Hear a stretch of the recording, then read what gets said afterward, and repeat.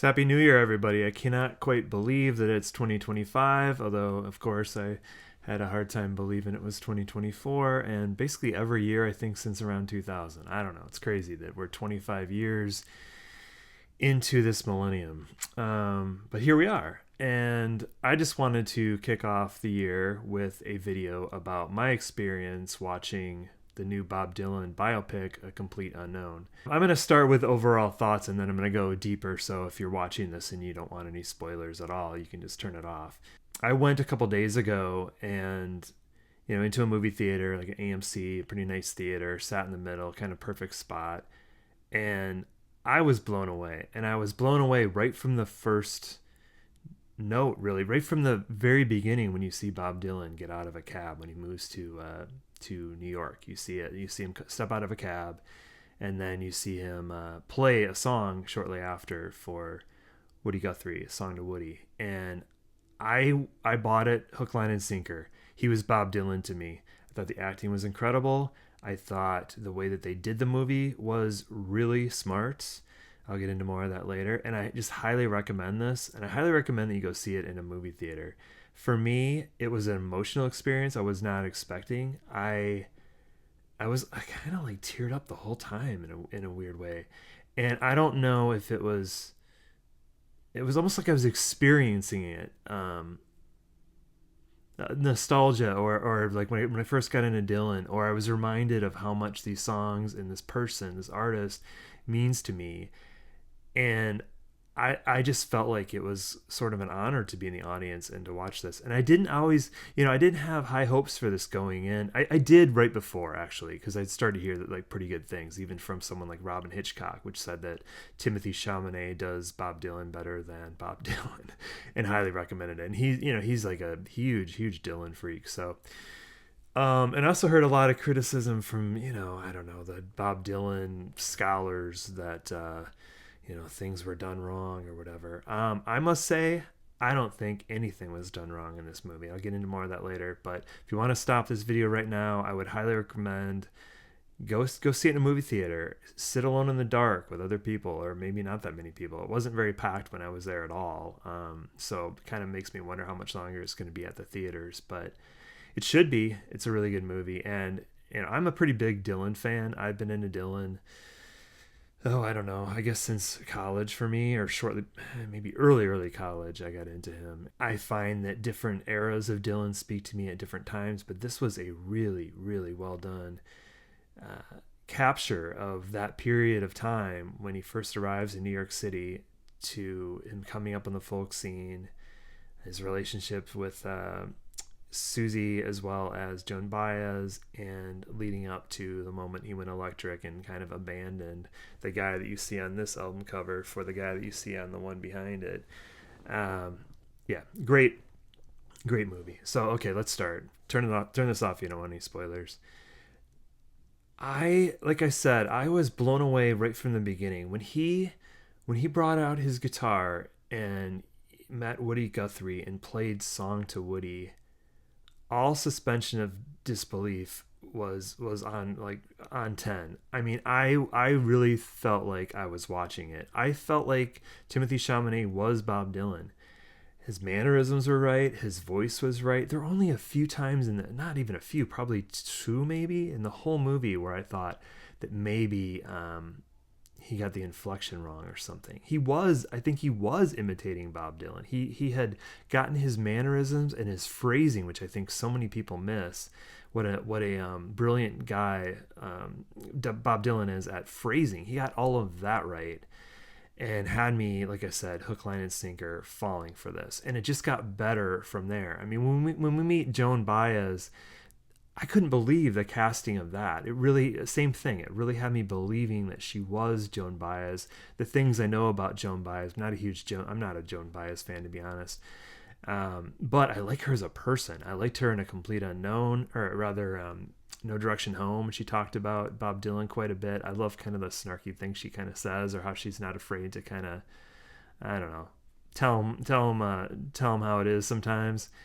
And you really capture that. And I think the magic, not only the casting of her, which was absolutely brilliant, but I think the magic of this film too is that it uses it's very concise, and it uses every scene and every interaction, like between Bob Dylan and Joan Baez, or between Bob Dylan and Pete Seeger or Woody Guthrie. It uses all of these interactions to really further the story. I don't feel like any scene is really wasted. I feel like it's very economical, and it really does a good job of explaining the depth of Bob Dylan, and I think the best way possible.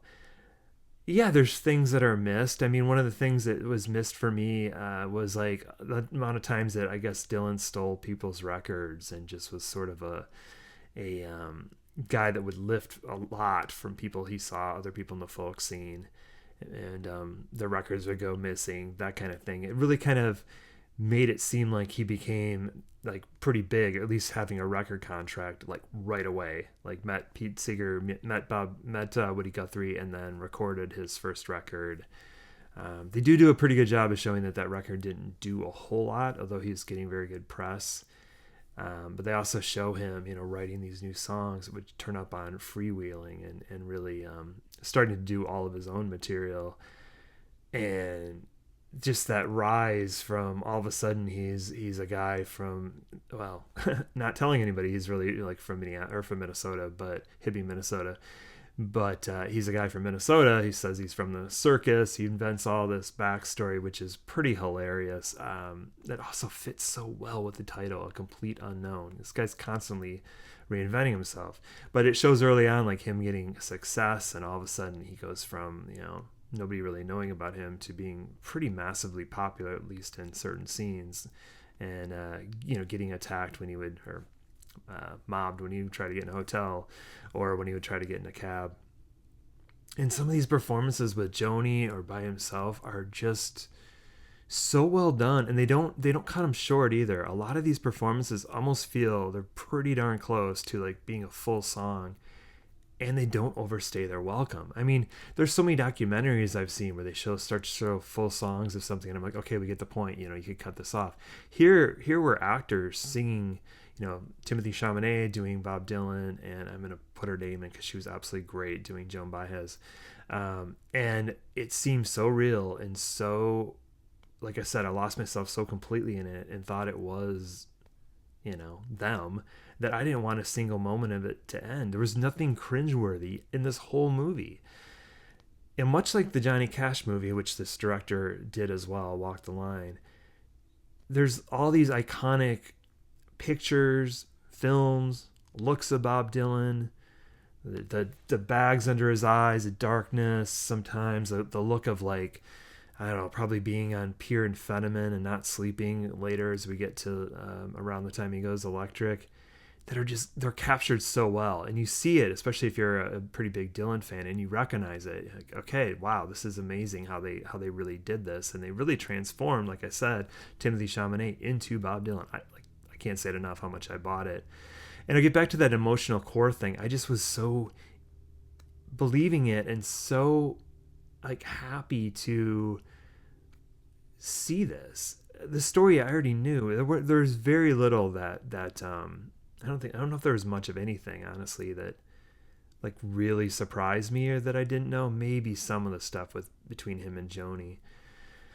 And I know like the relationship with Susie goes on a lot longer in this movie than it does in real life. That it had ended before he ever went to Newport in 1965. But I feel like the way that they told his story of having this lover that knew him when he was younger and coming up, and she introduced him to a lot of politics, what was going on in the world, got him to sing about that.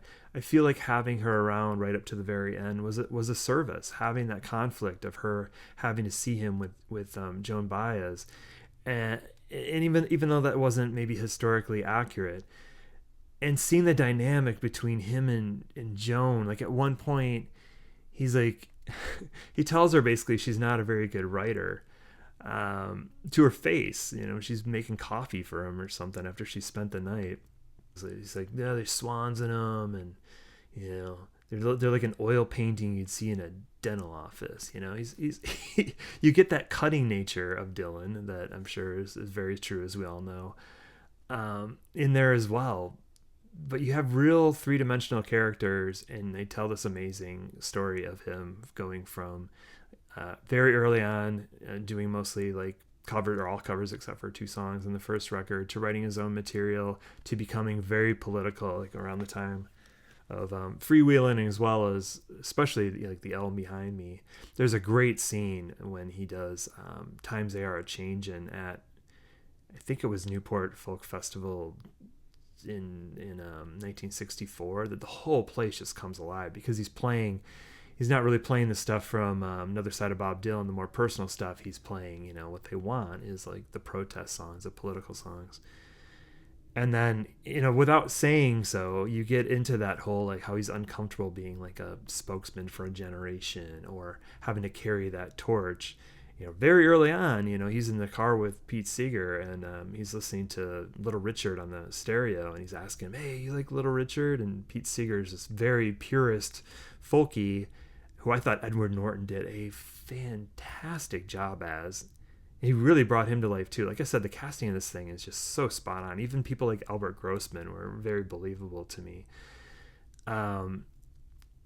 But yeah, you see early on that he's got that conflict going. And he's not really necessarily one of them. He's a sponge. He's absorbing all this stuff. The performances were powerful, you know, leading up to the time around the time he went electric, with Bringing It All Back Home, and then of course Like a Rolling Stone. And you see the only albums you really see mentioned by name are probably the first one, Freewheelin', and that might be it actually, as far or Times They Are Changing, the one behind, I think. It doesn't really do what you would, it's not a documentary, so you're not going into like every album cover, every era, what's on the charts, none of that stuff. You just go basically from the story of this guy who started out doing covers but was writing like crazy in a sponge, to changing his style and then eventually going electric. They consolidate the whole electric thing instead of being in Europe in Manchester and having somebody scream out Judas. That happens like 10 months earlier, I guess, at the Newport Folk Festival in 1965. But the reality is, I've read some review, who knows, somebody could have said Judas just because it wasn't picked up on a microphone. The reality was the same. A lot of people there were upset. You know, they wanted their political, folky Bob Dylan, and they weren't fans of, you know, loud guitars. And from what it sounded like in the movie, and I think from what I've heard from recordings of that day, and certainly the tour that came afterwards, was they were pretty loud and abrasive when they got to the electric set. So even if you were just kind of into it, you might have been still, you know, a little taken aback by all these folk acts, and then all of a sudden seeing him like that. But it gets pretty funny too. I mean, you really do get a sense of like, okay, we're gonna sing Puff the Magic Dragon, or these songs about workers' strikes, and then Bob Dylan's just like, you know what, here's my new song. It's called Like a Rolling Stone. And the reality too, I guess, that they didn't really get into is that people would have known Like a Rolling Stone. People would have already known Bringing It All Back Home by the time that they saw him at Newport. But the consolidation of everything, I feel like, really works. And I left being pretty wowed, and I kind of can't wait to go back and see it again. Did I learn that much new about Bob Dylan? I don't know if I said this already. No, I don't think I really did. Did I gain a even deeper appreciation for him in his early years in New York? Yeah, I did. And you know, as much as I'm like, you know, I've heard Tom Waits say it numerous times that Dylan is a planet. Bob Dylan is a planet. So like, you know, so much to explore. And I must say, you know, when I first got into Dylan, I love these first, you know, 5 albums. You know, first one, Bob Dylan. Well, that took a little while, I guess. That came a little later. But Freewheelin', and Times They Are Changing, another set of Bob Dylan, Bring It All Back Home, and Highway 61, and of course the one that came after, which it doesn't happen in the movie. The movie ends right before Highway 61 is released. Blonde on Blonde. You know, I got into all those, got into Blood on the Tracks, but I must, you know, I love the fact that Bob Dylan around 1997, when asked if that Time Out of Mind was going to be like